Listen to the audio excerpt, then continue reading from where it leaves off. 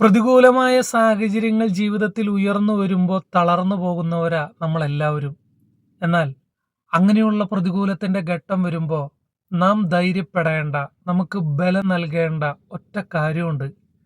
നമ്മുടെ ദൈവം, നമ്മുടെ അപ്പ നമ്മെ തള്ളിക്കളയത്തില്ല, നമ്മെ ചേർത്ത് പിടിക്കുമെന്നുള്ളൊരു ഉറപ്പ് നമ്മുടെ ഹൃദയത്തിൽ വരണം.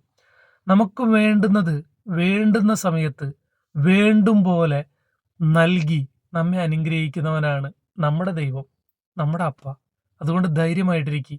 കാക്കയ്ക്ക് ആവശ്യമായിട്ടുള്ളത് എത്രത്തോളം വേണോ അത്രത്തോളം അതിൻ്റെ വിശപ്പടക്കാൻ ദൈവം കൊടുക്കുമെങ്കിൽ കാക്കയ്ക്ക് ആവശ്യമായിട്ടുള്ളതല്ല ആനയ്ക്ക് ആവശ്യമായിട്ടുള്ളത്.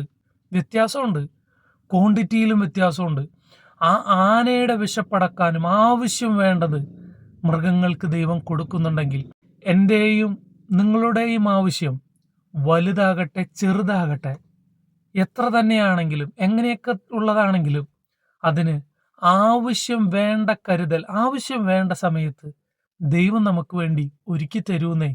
പിന്നെ നമ്മൾ എന്തിനാ ടെൻഷൻ അടിക്കണേ?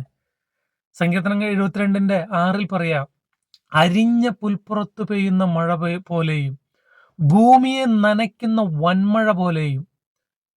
അരിഞ്ഞ പുൽപ്പുറത്ത് ചെറിയ മഴ മതി, എന്നാൽ ഭൂമിയെ നനയ്ക്കണമെങ്കിൽ വൻമഴ വേണം.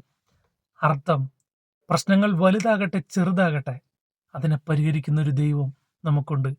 ധൈര്യമായിട്ടിരിക്കുക, കർത്താവ് കരുതും, തക്ക സമയത്ത് കരുതൂന്നേ. ടെൻഷനൊക്കെ മാറ്റ്. God bless you. അമ്മേ.